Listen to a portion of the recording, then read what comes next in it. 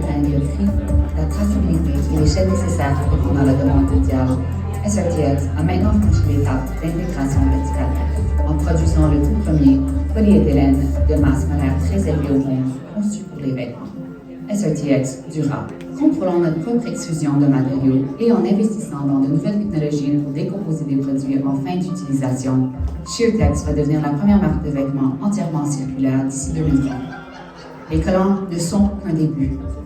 Notre dernière avancée matérielle, WaterTex, utilise SRTX Dura pour créer des tripots et des membranes de performance hydrophobes, une norme d'or pour les vêtements actifs sûrs et imperméables, avec les produits chimiques à propriété hydrofuge étant déjà réglementés en Europe et aux États-Unis.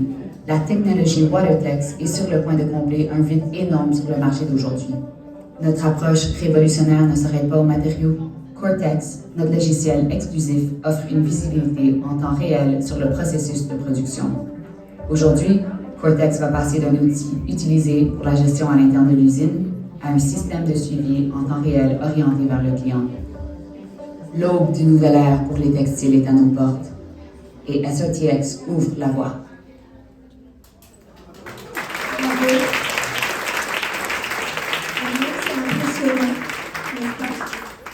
Alors bonjour à toutes et à tous, bienvenue à cet événement de la Journée internationale des femmes où nous avons l'honneur et le privilège de recevoir le très honorable Justin Trudeau, Premier ministre du Canada. Alors j'aimerais également souhaiter la bienvenue à tous ceux et celles qui nous suivent en virtuel via LinkedIn Live dans la caméra juste derrière vous. Alors moi je leur fais un petit coucou, j'espère qu'ils sont nombreux. Je me présente, mon nom est Siam Negas, directrice gestion de marque, communication et marketing au REFAC et j'ai le plaisir d'être votre maître de cérémonie aujourd'hui. J'aimerais juste demander si c'est possible qu'il y ait moins de bruit à l'extérieur, s'il vous plaît, merci. Il y a des improvisations parfois. C'est comme ça. Alors, moi, j'aimerais vous dire, pour assurer un bon déroulement de cet événement, je vous prierai, s'il vous plaît, de mettre vos téléphones en mode silencieux. Par contre, gardez-les proches de vous, pour la simple raison que des selfies aux dernières nouvelles, ça se fait avec un téléphone. Hashtag selfie, ok. Donc, à présent, permettez-moi de vous présenter le déroulement de cette conversation. Alors, dans quelques instants, je céderai la parole à Monsieur le Premier ministre du Canada et Ruth Vachon pour une passionnante conversation, certainement très pertinente également. Mais avant tout, je souhaiterais remercier chaleureusement notre hôte Sheertex et particulièrement Catherine Omot de nous recevoir au sein de ces locaux aujourd'hui. Alors, merci beaucoup Catherine.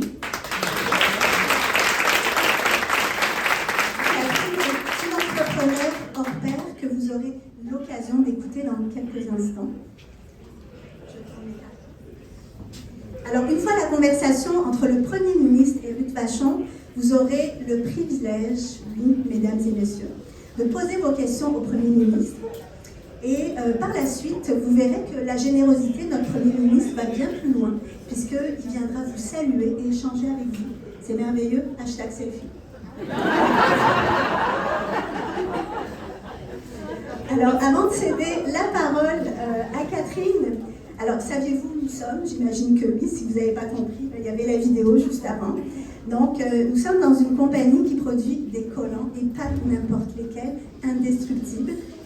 Mesdames, mais messieurs aussi, c'est jamais, pourquoi pas. Et moi, ce que j'aimerais vous dire, c'est que je n'ai pas pu m'empêcher de faire une analogie entre les collants et les femmes entrepreneurs ou les femmes d'affaires.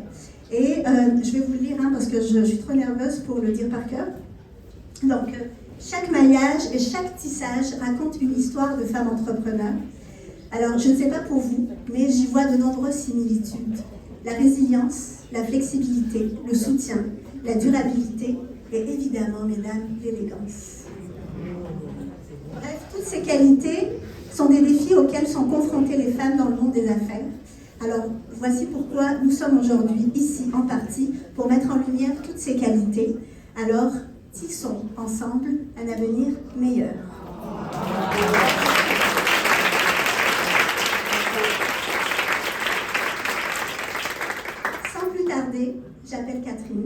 à venir monter sur scène. Scène qu'on n'a pas. Catherine, the floor is yours. Bienvenue chez ShareTax. Je suis très contente pour vous recevoir dans notre nouvelle usine, en cette journée de la femme. It is such an honor. I really appreciate it. Pardon my French. But we're so proud to be here in Montreal. We could not have started this business anywhere else, honestly, in North America. The talent that exists in this city is so incredible. From the seamstresses to the knitting technicians, this city has made it possible for us, and we're so proud to have been able to move the company here 4 years ago. So thank you for having us as your host today. It really is such an honor, and for both Ruth and Prime Minister Justin Trudeau to be here and to help shine a light on what women entrepreneurs are doing here in Canada and in the city of Montreal means so much. It helps us so much in hiring, it helps us in everything that we're doing as women entrepreneurs to raise capital, which is a constant battle as a female entrepreneur. So to be here, to the press, we're so thankful. It really means a lot. And again, pardon my French, I'm trying, but I'm so appreciative of everything that you are doing by being here. So with that, I'm very excited to introduce Prime Minister Justin Trudeau and Ruth Gachon.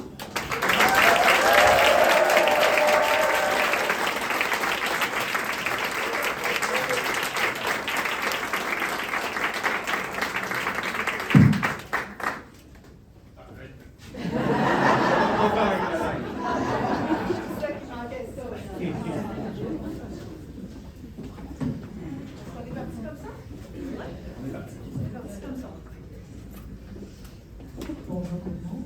Bonjour. Madame la ministre, contente de vous voir ici. Monsieur le ministre, très contente de vous voir ici. Députés, les amis de l'écosystème et nos membres qui sont nos grands amis. Ça me fait extrêmement plaisir de vous voir ici. J'aurais pu commencer en pleurant, mais j'ai choisi d'être heureuse. On va y aller comme ça. Je suis très contente que vous ayez choisi le Québec. Hein? Je pense pas que ça fait pas longtemps que le Québec est sur votre horaire du 8 mars. Merci beaucoup. Mais merci beaucoup d'avoir choisi le Réseau des femmes d'affaires du Québec pour célébrer la Journée internationale des femmes. Ça nous fait vraiment plaisir. Et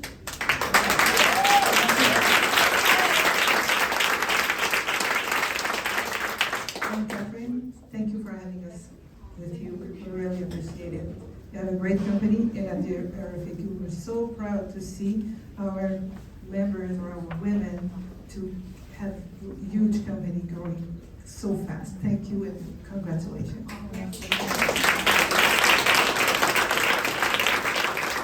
Ce matin, je ne suis pas venue seule, je suis venue avec toute la brigade, la plus grosse brigade de tous les acteurs de l'écosystème. Je vois Mélanie de Aéro Montréal, la Fédération des chambres de commerce du Québec, la Chambre de commerce du Canada, Évol, Audace au féminin, Groupe 3737, la Chambre de commerce de Montréal métropolitain, Québec international, l'École d'entrepreneurship de Beauce, juste pour vous montrer à quel point, et probablement j'en ai oublié, là, et juste pour vous montrer à quel point c'est un écosystème qui se tient. On l'a dit tantôt, on est dans une compagnie de bas, alors on voulait vous montrer qu'on était tissé serré. Tu l'as préparé longtemps, ça.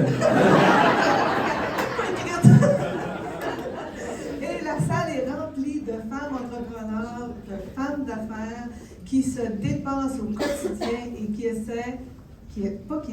réussissent à avoir un impact économique intéressant et en inspirer beaucoup d'autres pour entreprendre le mouvement. Alors merci à vous toutes de contribuer à chaque jour, de faire la différence dans la vie de tellement de gens.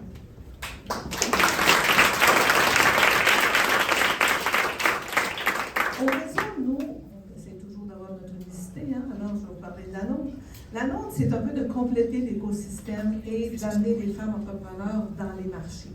Alors, depuis 12 ans, ce qu'on fait, c'est vraiment de frapper aux portes des grandes entreprises pour créer des opportunités, créer de la richesse au féminin, pour s'assurer que nos femmes ont une part égale dans les chaînes d'approvisionnement des grandes entreprises. Notre petit bébé. Alors aujourd'hui, je vais parler avec le Premier ministre, je vais parler avec l'homme de la société, je vais aussi parler avec le père, s'il est d'accord, parce que je pense que ce ne sera pas un enjeu très difficile, parce qu'on sait que vous avez un petit peu des atouts très marqués pour les trois. Alors parfois, je me dis que c'est bon de regarder en arrière, mais pour ceux qui me connaissent, ils savent que j'aime vraiment regarder en avant. Alors, on va regarder en avant pour transformer et pour être capable de se propulser les uns les autres. Et là, apparemment, il faut que je passe la parole.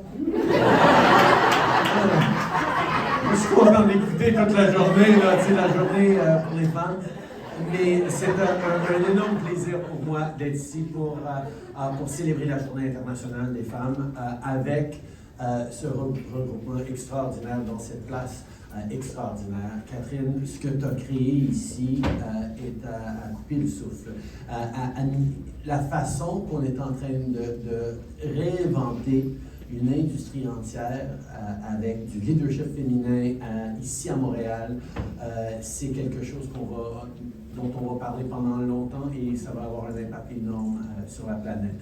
What Catherine's been able to do here, and I just spent a few minutes understanding the processes and more understanding the extraordinary leadership and innovation that's happening here. This is something to be really, really proud of and excited about what kind of extraordinary revolutions are going to be happening. See, so, it took a group of scientists many years to put someone on the moon, but nobody could figure out how to build pantyhose that didn't rip until a woman got in charge and figured it out.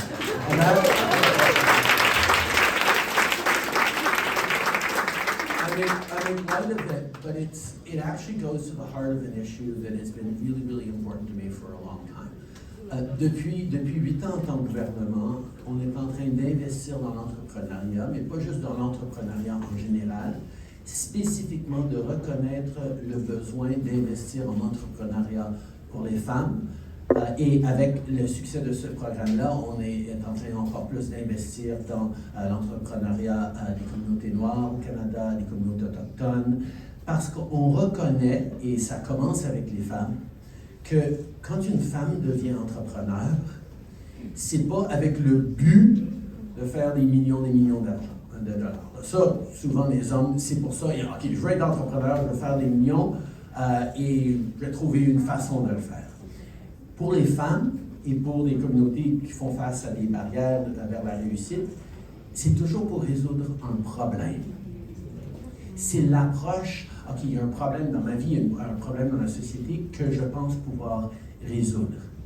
Et ce qu'on est en train de voir avec la réussite de SheerTech, mais aussi de tellement différentes industries, c'est que quand on résout des problèmes, on les fait les millions de dollars, mais on est en train aussi de résoudre des problèmes auxquels les gens font face. Et puis, c'est pas juste pour créer plus de consommation.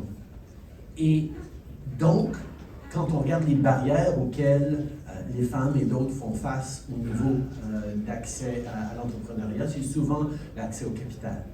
C'est souvent les investissements qui manquent. Alors, en tant que gouvernement, on a pu être là pour aider avec ces investissements, pour débloquer du capital et pour reconnaître qu'une des meilleures façons de changer le monde pour le mieux, c'est d'assurer la réussite des femmes à l'intérieur de ce monde. Que ce soit en business, que ce soit en politique, que ce soit en n'importe quel milieu, c'est comme ça qu'on change le monde. C'est comme ça que vous changez le monde.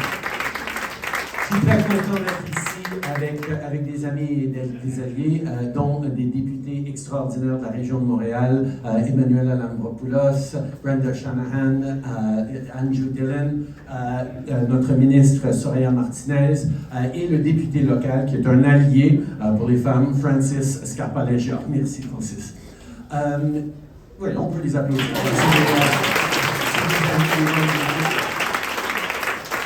Mais surtout, d'avoir un gouvernement qui s'avoue depuis les tout débuts ouvertement féministe.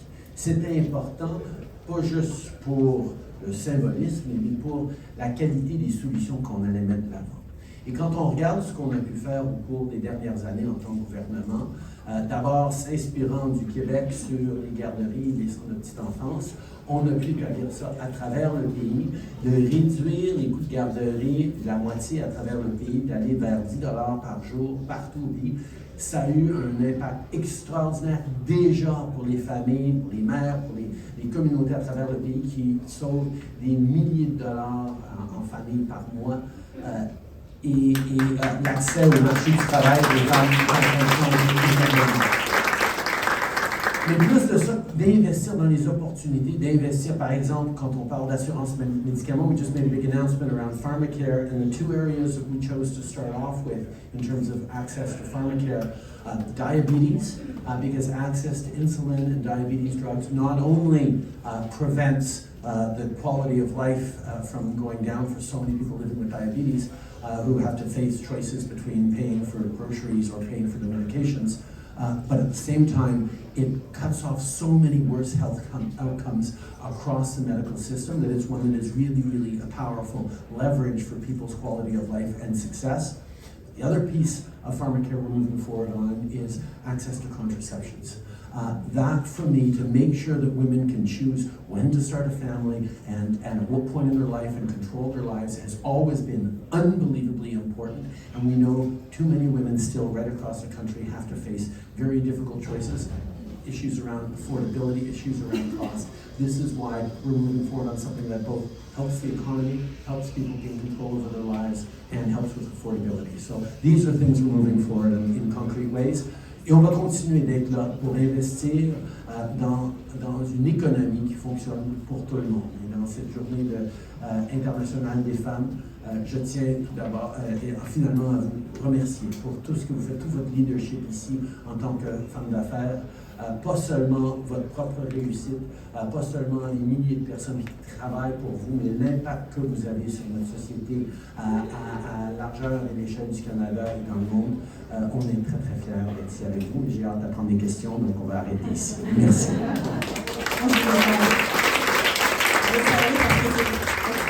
Intéressant. Alors, on va commencer un petit peu avec nos entreprises. Au Canada, 97% des entreprises sont au moins de 100 employés. Et on sait que nos entrepreneurs, autant les hommes que les femmes, sont extrêmement courageux, sont audacieux, on peut dire qu'ils sont relativement dynamiques. Et malgré toute leur ténacité et leur volonté de pouvoir réussir, on sait qu'ils font face à des défis qui sont très importants, que ce soit au niveau financier, au niveau des fluctuations économiques qu'on connaît, des problèmes de main-d'œuvre, le prix des chaînes d'approvisionnement. Ces défis-là sont également le lot des femmes. On le sait, les femmes entrepreneurs qui, en plus, dans beaucoup de cas, doivent composer avec des barrières systémiques basées sur le genre, encore aujourd'hui, en 2024. Alors, j'arrive avec ma question. Selon vous, quels sont les moyens les plus efficaces pour soutenir les entrepreneurs, et principalement les femmes, pour qu'elles gagnent en productivité et qu'elles, enfin, connaissent la rentabilité? Certaines avaient une bonne réponse. Oui, tout d'abord, pour les petites entreprises, on y croit, on sait que c'est au cœur de l'économie canadienne. Et c'est pour ça qu'on a parmi le taux d'impôt le plus bas pour les petites entreprises dans le monde. 9% qu'on a amené pour les petites entreprises permet justement aux petites entreprises qui commencent à réussir de pouvoir réinvestir et de savoir qu'il y a une piste vers la réussite. On le prend un petit peu pour acquis au Canada, mais c'est quelque chose que d'autres pays ne font pas. On est particulier dans notre aide directe pour les petites entreprises avec un taux d'imposition de 9% pour les petites entreprises. Et récemment, après l'avoir amené, on l'a élargi un petit peu pour qu'il y ait plus de possibilités de croissance sans être pénalisé ou sans perdre ce taux d'imposition-là. Donc, on y croit à ce niveau-là.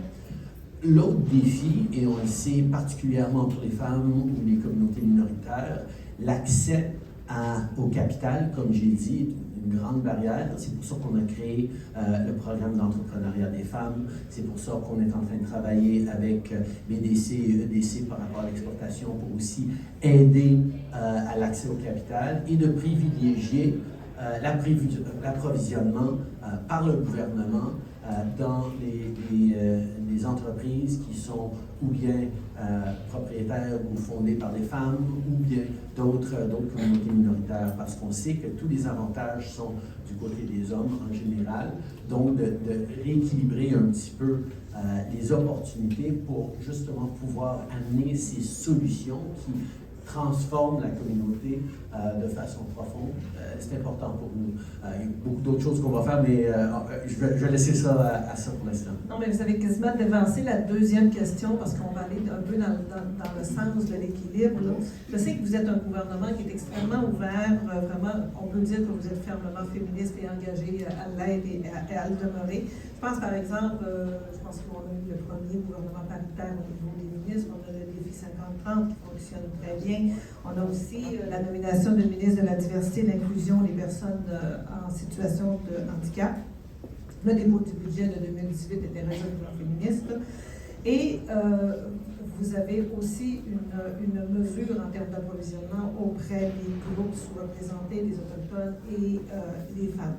De notre côté, nous, le Réseau des femmes d'affaires, depuis 12 ans qu'on travaille dans l'inclusion des femmes dans les chaînes d'approvisionnement et on travaille aussi avec les grandes entreprises de façon à les sensibiliser à l'impact de chacun des petits gestes qu'ils font. Alors, le gouvernement fait sa part.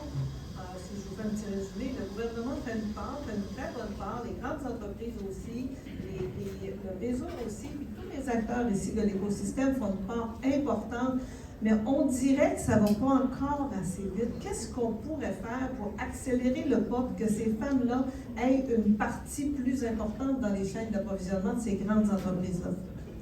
Tout d'abord, parler du défi 50-30 et d'autres, on est en train de voir à quel point, et on l'a vu pendant la pandémie, on a vu dans plusieurs études, que des entreprises qui ont plus de femmes sur le conseil d'administration performent mieux. Ça, c'est compris, c'est donné. Et donc, on souligne que c'est pas juste la chose morale à faire d'inclure les femmes, c'est un choix délibéré, profitable pour les entreprises à faire. Il y en a de plus en plus qui comprennent ça, qui prennent conscience de ça. Je sais que des fois, c'est plus lent qu'on voudrait, mais c'est pas juste la pression morale qui fait la différence, c'est la pression du marché. Les gens veulent savoir que les entreprises ou les investissements qu'ils sont en train de faire sont en train de reconnaître pas seulement la réalité, mais aussi les meilleures pistes vers les profits. Donc, oui, il y a des pressions à ce niveau-là. Mais disons-nous les vraies affaires aussi. Même ici, en 2024, on est en train de faire face à des backlash. On est en train de voir les droits des femmes reculer un peu à travers le monde. Ça s'est passé aux États-Unis, ça pourrait se passer au Canada. On a vu une montée de sentiments de victimisation chez les hommes parce qu'il y a tellement d'efforts pour avancer les femmes. Et je pense que il y a deux choses. D'abord, ça montre qu'on est en train de réussir à changer les choses. C'est-à-dire qu'il y a plus de femmes qui prennent plus de place, plus de réussite, mais ça montre aussi qu'il y a encore du travail à faire de sensibilisation et de compréhension que quand il y a plus de femmes qui réussissent, tout le monde va mieux réussir. C'est pas un zero-sum game, c'est pas quelque chose qui est exclu. Alors, de voir certaines formations politiques ou certaines pensées philosophiques contrer ou de repousser contre les droits des femmes, contre les droits des minorités, les droits de la personne, c'est frustrant, mais ça doit nous encourager, nous renforcer que non, la lutte n'est pas finie, qu'on a besoin de continuer à travailler, qu'on ne peut pas rien prendre pour acquis et qu'on s'en va dans la bonne direction aussi. Alors, je reconnais que oui, on reçoit constamment les pressions, les gens qui sont en train de se sentir menacés par votre réussite, mais sachez qu'on est beaucoup plus à être inspiré par votre réussite et à être engagé à s'assurer de votre réussite.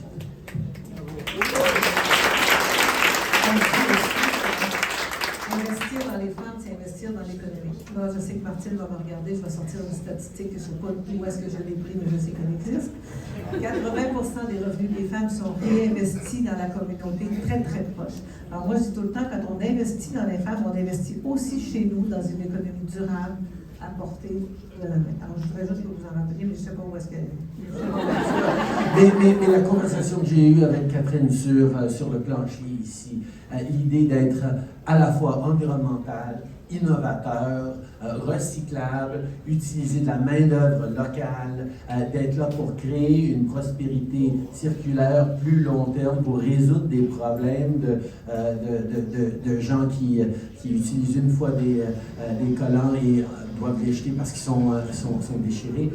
Il y a des solutions qu'on est en train de mettre de l'avant. Ça prenait une femme pour y penser et il est en train de transformer l'industrie à travers le monde.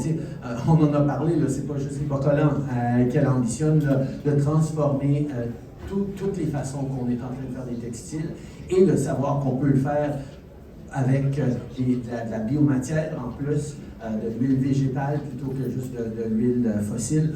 On est en train de réfléchir à créer des solutions pour le long terme. Et bien sûr, ça vient d'une femme. C'est comme ça que ça se passe. Et ils sont magnifiques. Là, j'aimerais étendre un peu notre vision à l'international. Au réseau, nous, on croit vraiment que les actions qu'on prend sont en premier l'internationalisation collaborative des femmes. C'est-à-dire comment les femmes entre elles peuvent réussir à faire des affaires outre-mer en s'élevant et en se propulsant les unes les autres. Je pense par exemple, nous au réseau, on est dans le réseau Femmes Chefs d'entreprise mondiale, où c'est 1 million de femmes entrepreneurs qui sont là, ça fait de belles opportunités pour nos femmes. Je pense aussi à nos femmes entrepreneurs qui sont ici dans la salle. Beaucoup sont avec nous en mission commerciale aux États-Unis très souvent. Et je sais que quand vous êtes venu à Montréal dernièrement, à la retraite des ministres, vous avez créé la nouvelle équipe Canada. La nouvelle équipe Canada, si je ne me trompe pas, c'est pour défendre les intérêts commerciaux et les valeurs d'ouverture économique du pays avec les États-Unis. Parlez-nous-en un peu, mais j'aimerais ça vous dire, comment vous voyez, ça va être quoi la place des femmes autour de cette table-là? Tout d'abord, les femmes vont faire partie et être leaders sur cette table-là. On est en train de créer l'équipe Canada, on ne peut pas laisser sur le côté la moitié de la population et les femmes d'affaires qui font en voir. Alors oui, elles vont en faire partie. Mais on a créé ça parce qu'on reconnaît que le monde est en train de changer et pas nécessairement de la bonne façon. On comprend les défis que représente un des choix présidentiels à partir de novembre. Mais la réalité, c'est que quelle que soit la personne élue en novembre aux États-Unis, la réflexion, le monde est en train de changer. L'appui pour le protectionnisme, pour un retour en arrière sur les valeurs, de mettre de côté l'environnement, de mettre de côté la justice sociale. Ça, c'est une tendance réelle dans toutes les démocraties à travers le monde. C'est particulièrement aigu pour nous de le regarder aux États-Unis, mais de savoir que ça s'en vient, puis c'est l'état du monde, ben, on fait face à un choix. Ou bien on dit, OK, le monde est en train de changer dans cette direction-là, alors allons avec le cours, puis reculons un petit peu, arrêtons de faire autant sur l'environnement, arrêtons de lutter pour la justice sociale, puis on va s'assurer qu'il y ait une croissance économique, même si elle n'est pas pour tout le monde, c'est bon d'avoir une croissance économique. Ça, c'est un choix qui est présenté dans toutes les démocraties du monde. Mais pour moi, ce serait bien une valeur si on revenait en arrière. Et c'est pour ça que ce qu'on est en train de faire avec cette équipe Canada, avec notre approche, c'est de souligner aux citoyens, mais aussi aux gens d'affaires, aux partenaires politiques aux États-Unis, mais dans les démocraties à travers le monde, à quel point, pour créer la croissance économique, ça prend de l'inclusion. Ça prend ces valeurs de défense des droits individuels, ça prend du féminisme, ça prend de l'ouverture envers la différence et les autres. C'est la seule façon de bâtir une économie qui fonctionne pour tout le monde. Et beaucoup de ce qu'on est en train de voir en termes de détérioration de nos démocraties, de questionnement de ce qu'on est en train de faire en tant que société, est lié justement à un sens pour trop de gens qu'il n'y a plus de place pour leur réussite à l'intérieur de l'économie. Il y a trop de gens qui ont fait le choix qu'ils ont fait aux États-Unis en 2016 parce qu'ils ont vu les riches devenir plus riches, ils ont vu la société progresser avec plein de modernité et ne se sentaient pas valorisés, ni même qu'il y avait de la place pour eux dans l'avenir. Et donc, d'être fâchés, de repousser, de vouloir briser les choses, de faire un choix problématique pour nos institutions en 2016, ça, c'est un symptôme de comment les gens se sentent délaissés par l'économie, par la mondialisation, par ce qui se passe. Or, on a un choix à faire en démocratie. Ou bien, on se dit, oui, on s'en va par là, alors essayons d'aller avec la vague. Ou bien, on dit, non, la seule façon qu'on va bâtir une société prospère pour le long terme, c'est d'inclure, c'est d'être ancré dans nos valeurs et de savoir que la réussite de tous est importante pour pouvoir avoir une économie en santé et de ne pas la stratifier encore plus. Et pour ça, justement, des entrepreneurs féminins qui vont résoudre des problèmes dans la société, qui vont comprendre l'impact communautaire, qui vont savoir comment on va inclure les gens dans la réussite d'une communauté, plutôt que de les exclure pour pouvoir créer de la richesse détenue par quelques-uns, surtout des hommes. C'est le grand choix auquel on fait face dans la démocratie. Et on a pu instrumentaliser aux États-Unis, et même on le voit au Canada, instrumentaliser la colère, la frustration de bien des gens envers une société qui ne fonctionne plus comme elle aurait pu fonctionner pour certains il y a 50 ans. Et l'idée d'essayer de recréer ça, ça peut être très, très puissant comme motivateur politique. Mais ça va aboutir dans un cul-de-sac. On va finir par détruire les choses qui, justement, nous rendent réussis en tant que société, en tant que communauté. Et cette question-là, rassembler une équipe Canada qui va parler de ça, qui va mettre ça de l'avant, oui, avec les instances politiques américaines et à travers le monde, mais aussi pour se rappeler de qui nous sommes en tant que Canadiens, on ne peut pas faire ça sans les femmes. Si on avait un résultat concret, on a fait une très belle job, là. On a un beau résultat concret qui a des retombées au Canada, là. Ça serait quoi, mettons, un des premiers objectifs? Tout d'abord, de s'assurer que notre traité de libre-échange avec les États-Unis continue de tenir. Elle va être à renégocier en 2026. On a travaillé très, très fort en 2017, 18, 19 pour signer le nouvel ALENA. Il faut maintenant la défendre parce que ça va très bien pour le Canada et de faire comprendre aux États-Unis à quel point on est intégré, de créer des barrières entre le Canada et les États-Unis. Oui, ça va être terrible pour le Canada, mais ce serait aussi terrible pour les travailleurs aux États-Unis. C'est ça le grand travail, de convaincre un président américain, que ce soit un président ami ou un président plus difficile. C'est pas de dire « Ah, il faut que tu sois gentil avec le Canada. On est gentil au Canada, on est vos amis, vous devrez être gentils. » Les Américains, même Obama, c'est pas... Les intérêts des États-Unis passent tout le temps avant tout, parce que c'est tellement un grand pays, ils ont tellement de défis internes. Alors, la façon qu'on a pu renégocier et réussir avec l'ALENA, c'est de souligner que c'était dans l'intérêt des États-Unis d'inclure le Canada, d'avoir un Canada qui prospère, d'avoir les ressources canadiennes. On parle de niveau critique, là, mais on parle aussi d'intelligence artificielle, de dynamisme innovatrice, de toutes sortes de choses qu'on peut mettre de l'avant comme avantage pour les Américains.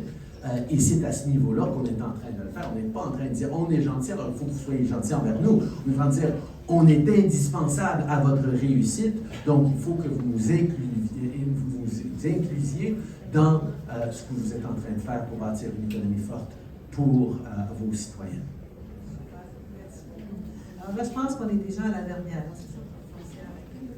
On va prendre quelques questions Oui, à ça. absolument. Alors, même si de plus en plus les hommes sont présents et assument différentes tâches qu'ils n'avaient pas l'habitude de prendre, on sait que les femmes ont toujours une charge encore impressionnante en termes de on s'occupe plus des enfants, les parents vieillissants, ça retombe souvent dans notre assiette, alors là. C'est une charge qui amène un impact important dans la situation dans le marché du travail et aussi sur la charge de la santé mentale. J'avais envie de dire, il y a des limites à être superwoman. Je pense qu'on est plusieurs dans la salle. Mais ici, je ne m'adresse pas au premier ministre, je m'adresse aux pères de famille. Pour vous, les valeurs importantes que vous essayez de transmettre pour qu'on ait demain une société plus inclusive, plus équitable et tout ça, ça ressemblerait à quoi? Ben, tout d'abord, en tant que premier ministre, puis je parlais... Non, je ne parlais pas. Oui, je sais. Mais l'argument qu'on est en train d'avoir présentement avec les conservateurs, qui sont contre nos soins dentaires, qui sont contre l'aide sur les assurances médicaments, qui sont contre les garderies des petites enfances, qui sont en train de dire, écoutez, vous passez tout votre temps à faire des programmes sociaux sans vouloir investir dans l'économie. Je dis, c'est ça l'économie. L'économie, c'est les Canadiens et les Canadiennes, c'est la capacité des gens de pouvoir contribuer tous et chacun et d'investir dans des soins pour les aînés, d'investir dans l'assurance médicaments, d'investir 200 milliards de dollars sur 10 ans dans nos systèmes de santé avec des résultats concrets, des améliorations incluant pour la santé mentale. C'est comme ça qu'on bâtit une économie forte. Et ceux qui pensent encore qu'il y a un choix entre une communauté forte et une économie forte, qui pensent qu'il y a un choix à faire entre un environnement protégé et une économie forte, ne comprennent pas c'est quoi l'économie d'aujourd'hui et de demain. Et c'est ça la lutte qu'on est en train d'avoir. Et c'est un moment de choix. Dans un an et demi, quand il y aura des élections au fédéral, ça va être un choix assez fondamental sur quel genre de pays dans lequel on veut vivre. Et il va y avoir deux visions extrêmement opposées de comment on bâtit une communauté inclusive ou non, une économie plus verte ou non.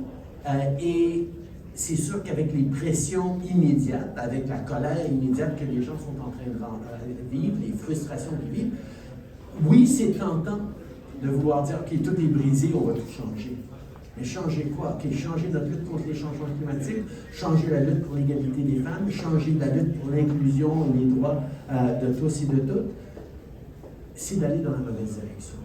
Et moi, en tant qu'individu, je vous dis, à tous les jours, quand je vois mes enfants, et ça depuis les tout débuts, où je devais faire 3 jours par semaine à Montréal, à Ottawa, puis mes enfants restaient à Montréal avec Soph, je pensais, OK, est-ce que ce que je suis en train de faire est en train de juste jouer le jeu politique pendant 3 jours à Ottawa, ou est-ce que je suis en train d'essayer de changer les choses pour le mieux? Est-ce que je suis en train de servir l'avenir dans lequel mes enfants vont vivre? Parce que c'est la seule chose qui justifie les genres de sacrifices que je fais en tant qu'individu, en tant que père, de ne pas être aussi présent avec mes enfants que je voudrais l'être.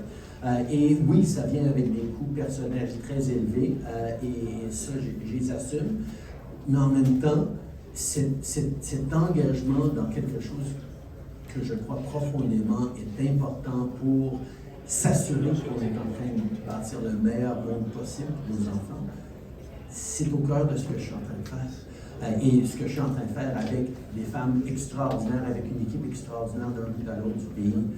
Et quand je pense à mes enfants spécifiquement, là, évidemment, j'élève ma fille, elle est là pour être une féministe extraordinaire. Et c'est ce à quoi on s'attend tous de nos filles. Mais je travaille très fort pour élever des garçons aussi, pour être des féministes extraordinaires, pour comprendre que leur sœur doit avoir toutes les opportunités dans le monde. Et je vais vous le dire, avec ce qu'on entend sur Internet, avec ce backlash qui va chercher nos jeunes hommes, il y a des conversations importantes et difficiles à continuer à avoir quand on essaie d'élever des garçons féministes. Je pense que c'était plus facile pour moi quand j'étais ado dans la vingtaine de devenir féministe que ça l'est des fois pour les jeunes hommes aujourd'hui. Et ça, c'est une réflexion que nous devons tous avoir. Et encore une fois, ça va être quelque chose sur lequel nous allons devoir compter sur des femmes extraordinaires pour continuer à essayer d'inspirer, de résoudre. Mais ça prend des alliés aussi, puis je le serai et nous le serons à travers le pays.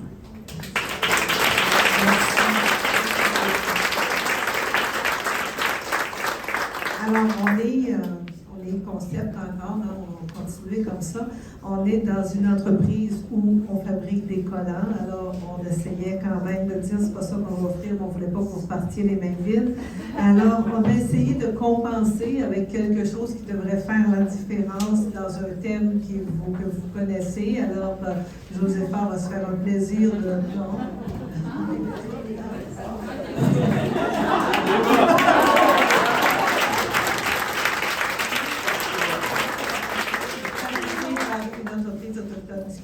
Merci. Alors maintenant, on va prendre quelques questions de la foule. Nous allons aller par... Oui, Nathalie?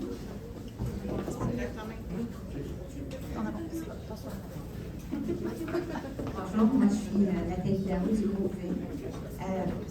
Quand vous allez faire la table, est-ce que vous pourriez réfléchir à donner un crédit d'impôt aux grosses entreprises? Parce que quand on fait nos pitches, ça nous donnerait l'argument financier de plus. Ça nous Un crédit d'impôt pour les grosses entreprises qui font de la même les provision dans les moyennes entreprises. même les moyennes mais ça peut être, je sais n'importe quoi, 5, 2%, 3%. Quand ça fait une différence. Si les gars, il y a ça économiser, les gars aussi, les femmes aussi, mais les gars, ça va peut-être les encourager à nous prendre. Je pense que ça serait un bon argument, un bon pitch. Merci pour ça. Avez-vous dit oui? On va certainement passer ce message-là à notre ministre des Finances, la première ministre des Finances femme dans l'histoire du Canada. Bonjour, je suis la présidente de la Chambre de commerce tunisienne. Bonjour, mon nom est Souad Siala, je suis la présidente de la Chambre de commerce canado-tunisienne. Merci pour l'invitation. Monsieur Justin Trudeau, j'aimerais bien, à chaque fois quand on parle de la femme, toujours on l'inclut avec le genre. Et je ne vois pas vraiment pourquoi à chaque fois on sait la femme fait partie de la société. C'est pas une appartenance quelque part, c'est juste la vie tout est composé entre hommes et femmes. Donc je ne vois pas pourquoi à chaque fois on amène vers le genre, puis on impose quelque chose qui cette confusion. Ça sera bien que ce soit bien pris en considération. Je ne suis pas sûr que je vous suis expliqué un peu plus. Parce que à chaque fois quand il y a des événements de plus en plus partout, quand on parle femme et genre. Et cette confusion réellement ne devrait pas avoir, donc quand on parle de la femme, pour qu'elle prenne sa place, parce qu'elle représente 50% de la société. Et non le genre pour une appartenance, une autre chose que c'est juste pour le sexe opposé, voilà. Monsieur le Premier ministre, est-ce que je peux répondre à votre place? Oui. J'ai des choses à dire là-dessus, mais je vais vous donner la parole d'abord, Ruth, bien sûr. Je voulais une fois d'interrogation. J'ai compris la question et j'ai des choses à dire, mais allez-y. Nous, dans notre terme, là, quand on parle des femmes et qu'on fait vraiment une exception et qu'on les inclut dans les minorités, des femmes disent, oui, mais Ruth, on représente 50% de la population. Nous, dans notre jargon, parce que ce qu'on veut, c'est amener les femmes dans les chaînes d'approvisionnement, alors qu'elles ne représentent que 1% du marché dans les chaînes d'approvisionnement. Alors, pour nous, les femmes représentent un groupe sous-représenté. On les nomme à part. Mais est-ce que votre question, c'était par rapport à la communauté LGBT? Dans l'ensemble, quand on parle, ça peut être oui, ça peut être ça. Ça veut dire que je suis contre ou bien au contraire. C'est juste pour faire cette confusion à chaque fois avec les événements, c'est toujours Femme et genre. Je ne comprends pas l'expression. C'est pour ça que je répondais à votre place. C'est quand quelqu'un dit monsieur, mesdames et autres, c'est ça. Même à l'international, quand il y a par exemple des subventions pour encourager la femme, et c'est vraiment pour la femme, et on inclut toujours le genre. Donc ça aussi, c'est une autre cause qui n'est pas nécessairement à la femme. Merci. Merci. Dorothée, que j'ai oublié de nommer tantôt, parce qu'Audace Féminin est un partenaire important. Ah, mais merci beaucoup. Écoutez, bravo. Et je dois vous dire, mon nom c'est Dorothée Rowe de Audace au féminin, présidente, directrice générale, fondatrice. Et je dois vous dire qu'il y a 7 ans, nous, on a créé le Salon international de la femme noire pour contrer à l'invisibilisation des femmes racisées.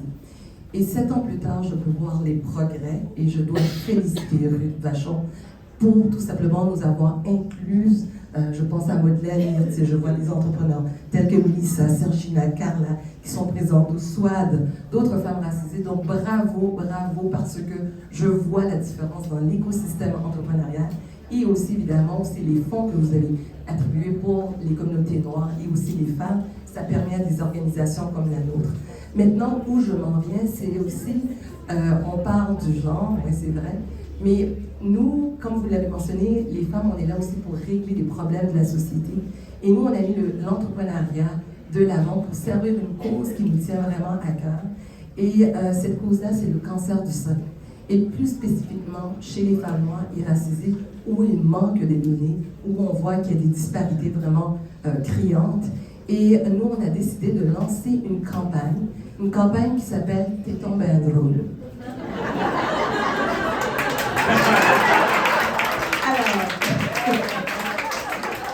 Alors, donc, nous, évidemment, c'est un message qui s'adresse à tout le monde. Mesdames, messieurs, mesdames surtout, on a besoin de votre soutien. Bon, on n'est pas d'appréciation, mais on a besoin de votre soutien. Et ce que j'aimerais beaucoup, M. Trudeau, c'est que vous puissiez regarder aussi dans vos programmes, de voir comment on peut baisser l'âge de dépistage sur le cancer du sein à travers toutes les provinces, au moins à 40 ans. Faire en sorte aussi qu'il y ait des données sur les femmes racisées, mais aussi également, de la même manière que j'ai vu ce changement au niveau de l'écosystème entrepreneurial, avec plus d'inclusion, mais aussi dans le domaine médical, qu'il y a aussi des représentants dans le milieu scientifique et médical qui sont aussi racisés autour des tables pour qu'on s'assure qu'on ait une santé pour toutes les femmes, entre autres. Alors,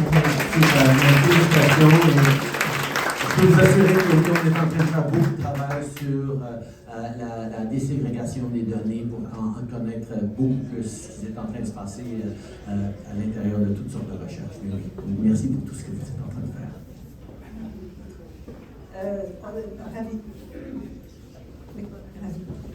Bonjour, Monsieur le Premier ministre. Daniel, excusez. Oui, Daniel, absolument, oui. Donc, un grand merci extraordinaire pour votre support auprès des femmes. Mon nom est Danielle Nguyen, je suis la directrice générale chez Allion, donc un joint venture entre Pfizer et GSK. Donc, nous sommes dans le domaine de la santé. Donc, 700 employés à l'usine de Montréal. Ma question pour vous, c'est quel message aimeriez-vous adresser aux jeunes femmes et aux femmes à travers le Canada à l'occasion de la Journée internationale de la femme? Qu'on a besoin d'elles, que la société a besoin d'elles, qu'on a besoin de s'assurer de leur réussite, du leadership que les femmes sont en train de démontrer doit être reconnu, le travail que les femmes font doit être reconnu et valorisé, y compris comme étant une partie intégrante d'une société réussie. Qu'on ne peut pas séparer la réussite d'une société de la réussite des femmes à l'intérieur de cette société. Qu'on parle de violence, qu'on parle de santé mentale, qu'on parle d'accès au capital, qu'on parle d'innovation, de progrès scientifique, qu'on parle de communautaire, qu'on parle de politique. On a besoin que les femmes assument leur pleine place et tout ce qu'on est en train de faire comme gouvernement, c'est justement pour transformer la façon qu'on inclut les femmes dans la réussite de tout notre pays. Bravo. Puis je vous invite à visiter mon usine. Merci beaucoup. Merci. Léna, on ira ici. Léna. Bonjour, Lina, je suis présidente d'Estrie du FAC. Je travaille pour Entreprendre Sherbrooke. Je suis aussi entrepreneur dans le domaine du recrutement des professionnels et étudiants. Je travaille en tant que consultante. J'emporte beaucoup de Brésiliens pour venir étudier aux universités canadiennes et travailler. Donc, ma question pour vous, c'est, nous avons vu beaucoup de changements par rapport à l'éducation. Quelle est votre vision du futur par rapport à l'attraction des talents étrangers au Canada? Merci. Ben d'abord, ça a toujours été la grande réussite du Canada qu'on est un endroit où on accueille, où on intègre les gens de partout dans le monde, mieux que quasiment n'importe quelle autre société. On est un pays qui a compris, pas sans défis et difficultés au cours des décennies, même des siècles, mais on a fini par comprendre que la différence, la diversité peut et doit être source de force, non de faiblesse. Que la capacité d'entendre des différents points de vue, de les inclure dans la résolution de problèmes, par exemple, quel que soit le problème, donne des meilleures solutions qui sont pas seulement mieux alignées avec les besoins de la population tout entière, mais aussi souvent des solutions plus résilientes et plus long terme. C'est une énorme richesse pour le Canada qu'on est encore un pays ouvert à l'immigration. Quand, à travers le monde, on voit un recul de l'ouverture que certains pays ont eu jadis, qui est en train de limiter leur prospérité, leurs possibilités pour l'avenir.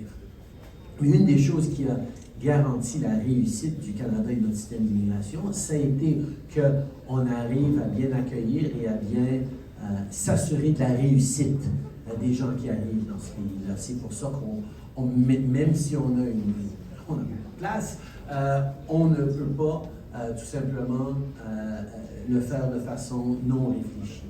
C'est pour ça qu'on est en train de prendre des mesures, oui, pour continuer d'augmenter le nombre de résidents permanents qui arrivent chaque année, mais en même temps, pour s'assurer que les arrivants irréguliers, que les étudiants temporaires qui, depuis quelques années, dans certaines parties du pays, moins au Québec, ont été vulnérabilisés et qui ont été utilisés pour les profits et non pour l'éducation, on a pu régler ça un petit peu.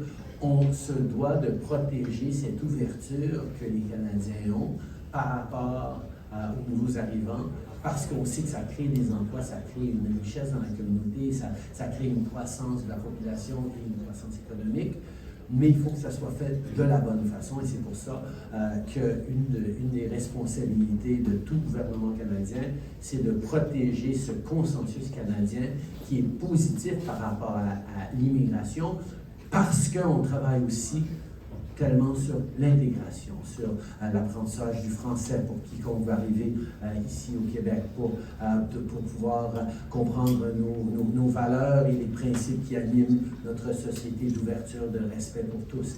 C'est ça que les gens recherchent quand ils viennent au Canada et c'est ça qu'il va falloir qu'on continue de démontrer et sur lequel on peut continuer de bâtir. Bonjour, je m'appelle Mélissa Cancelier, je suis fondatrice du Manette pour le meilleur de l'humain sur Internet.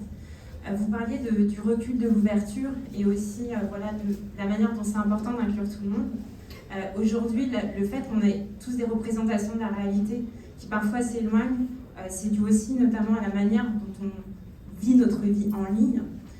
Je voulais savoir en fait à quel point, comment vous envisagez la manière dont on peut élever collectivement la conscience numérique à travers le moyen d'éduquer sur qu'est-ce que la vie numérique, comment notre cerveau fonctionne en ligne et comment on peut reprendre d'une certaine manière notre pensée critique et notre empathie prise en otage et comment on peut éduquer aussi bien les plus jeunes pour se rassembler, mais aussi nous en tant qu'adultes pour se réunir ensemble.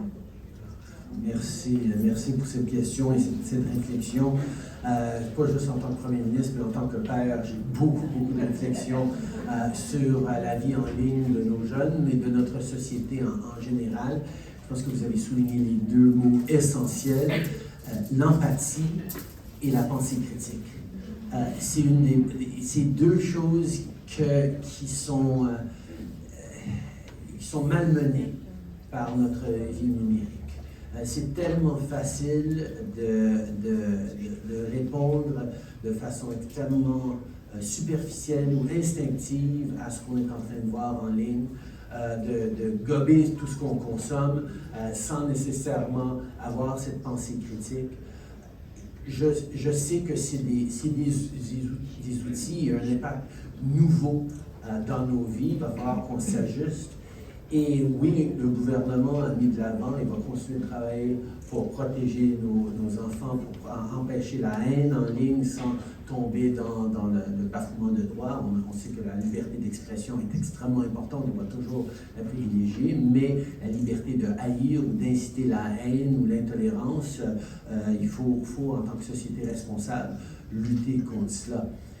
Mais ultimement, ce n'est pas les gouvernements qui vont pouvoir protéger la société en général contre la vie numérique ou contre les dangers numériques. Ce n'est que les individus, les citoyens, nous-mêmes, les consommateurs de vie numérique qui font des choix responsables, qui sont des utilisateurs informés et critiques et empathiques de ce qu'on est en train de voir en ligne. Et ça passe par l'éducation, ça passe par les valeurs qu'on véhicule en tant que parents, ça passe par ce qu'on valorise en tant que société aussi, pour démontrer qu'il y a des choix que les gens font qui mènent nulle part, il y a d'autres choix que les gens font qui vont pouvoir avoir un impact réel dans la vraie vie qui va les alimenter toute une vie. C'est une conversation qui est à son début. Et comme toujours, quand il y a des nouvelles technologies, on est en train de voir des conséquences négatives prendre énormément de place. Ça va prendre du travail par des gens attentionnés, réfléchis, travailler ensemble pour essayer de donner des outils aux individus de pouvoir naviguer ce monde numérique de façon fidèle à leurs valeurs et à la société, aux valeurs de la société qu'on est en train de bâtir ensemble à tous les jours, et en ligne et dans la famille. Merci beaucoup. Diane Marie. Bonjour, Monsieur Trudeau. Je suis Lynne-Marie Germain. Je suis propriétaire d'une entreprise qui s'appelle Activation Leadership Positif. Et je pense qu'on a besoin de beaucoup de leadership positif dans le monde. Mais je vous interpelle comme présidente du Réseau des femmes d'affaires du Québec en Outaouais. On a étudié cette année dans notre organisation les conditions très précaires des travailleuses autonomes. Il y a de plus en plus de travailleuses autonomes au Canada et les conditions sont très précaires. Et je vais vous donner un exemple. On a une collègue qui a eu une récidive de cancer. Elle est stade 4, elle a une fille de 10 ans et elle n'a absolument aucun recours vers le gouvernement où il n'y a rien, il n'y a aucun programme pour ces femmes-là. On sait que c'est leur responsabilité de prendre les ventes, de se prendre des assurances et tout ça, mais on est ici aujourd'hui pour converser de ce qu'on peut améliorer pour le futur, et je pense que les conditions entourant les travailleuses autonomes seraient définitivement quelque chose à regarder plus attentivement, parce que ces femmes-là choisissent le travail autonome souvent pour concilier travail-famille. Et c'est important, je pense que vous avez parlé de la solidité de l'économie tantôt. Définitivement, ces femmes-là viennent ajouter du jus de bras à l'économie, viennent ajouter leur créativité. Alors, je pense que ce serait le temps qu'on s'arrête un peu et qu'on regarde quelles sont les conditions qu'on peut créer pour elles, pour éviter qu'elles se retrouvent sous le seuil de la pauvreté ou dans des situations vraiment précaires et critiques. Merci. Merci pour ça, et je suis tout à fait d'accord. Une des réflexions qu'on a eues pendant la pandémie, c'est que nos personnes les plus vulnérables, nos aînés, étaient desservis, et les gens qui prenaient soin de nos aînés étaient les deuxièmes plus vulnérables dans notre société. Et on demandait justement ces femmes-là, souvent à très faible revenu, parce que c'était quasiment toutes des femmes, d'être encore plus vulnérables à cette pandémie où tellement de gens ont pu rester chez eux pendant que ces femmes-là allaient vers les CHSLD pour justement aider. Et cette réflexion qu'on a faisait partie des investissements qu'on est en train de faire, travailler avec les systèmes de santé dans les provinces pour justement investir dans les travailleurs et travailleuses de la santé, pour changer la donne dans nos centres de personnes âgées, nos investissements dans les assurances médicaments, nos investissements dans les garderies. C'est toutes des choses qui sont en train d'essayer d'aller chercher ce défi-là que trop de notre économie repose sur des femmes qui sont extrêmement vulnérables à quelque chose qui pourra arriver. Et de créer cette résilience. Oui, en regardant aussi ce qu'on peut faire par rapport à l'assurance emploi pour les travailleurs, travailleuses autonomes. Ça fait partie des conversations, c'est plus compliqué évidemment, mais c'est des réflexions que nous devons tous avoir. Il n'y a pas juste un niveau de gouvernement, toute la société pour dire comment est-ce qu'on valorise réellement l'économie d'entretien, l'économie de soins. Qu'on est en train de bâtir, que ce soit des soins pour les petits-enfants, que ce soit les soins pour les aînés, que ce soit comment on prend les soins de santé, de créer une économie où les gens sont en sécurité à tous les niveaux, c'est la seule façon d'avoir une économie réellement forte et résiliente. Merci. J'ai combien de temps? 2 questions? Une question. Oh, Iris. Très bien, merci beaucoup. Alors, Iris Almeida. Allô Iris, ça va bien? Merci, alors, aujourd'hui, je suis la présidente de Innova Connect, basée à Magog en Estrie. Aujourd'hui, la Nation Unie fête notre grande journée internationale des femmes sous le thème d'inspirer l'inclusion.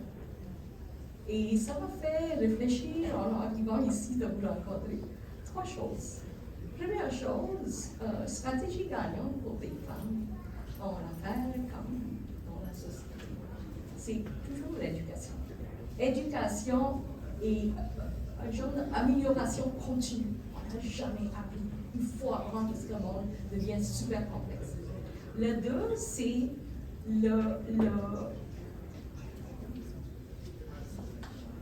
l'autonomie financière. L'autonomisation financière. Tellement de femmes que j'ai rencontrées ne savaient pas budgétisation.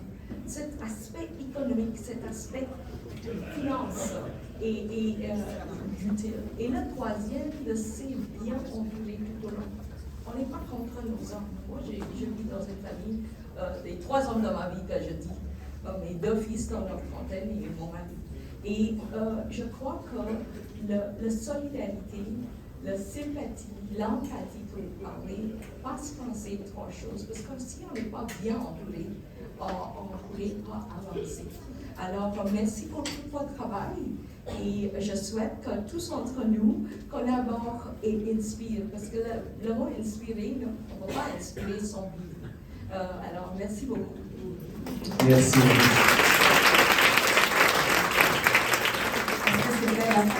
Alors, je vous laisse le mot de la fin. Non, je veux juste vous remercier pour tout ce que vous faites au Réseau des femmes d'affaires, mais aussi pour tout ce que vous faites. C'est pas facile. Une journée pour reconnaître, c'est pas assez pour reconnaître tout ce que vous êtes en train de faire. Oui, on prend la journée aujourd'hui, mais il faut être féministe 365 jours de l'année. Il faut être là pour comprendre que l'inclusion, l'inspiration, le travail ensemble et cette riche diversité, que ce soit hommes-femmes, que ce soit l'inclusion de toutes sortes d'histoires et d'origines, c'est ça qui va créer la résilience dont on a besoin dans un monde de plus en plus incertain. Et pour moi, quand on parle de bâtir un avenir meilleur, quand on parle d'une vision optimiste mais concrète de ce que le monde peut être et doit être, on ne peut pas le faire sans mettre les femmes et leur réussite au centre de tout ce qu'on est en train de faire. Alors aujourd'hui et à tous les jours, je vous remercie. Merci.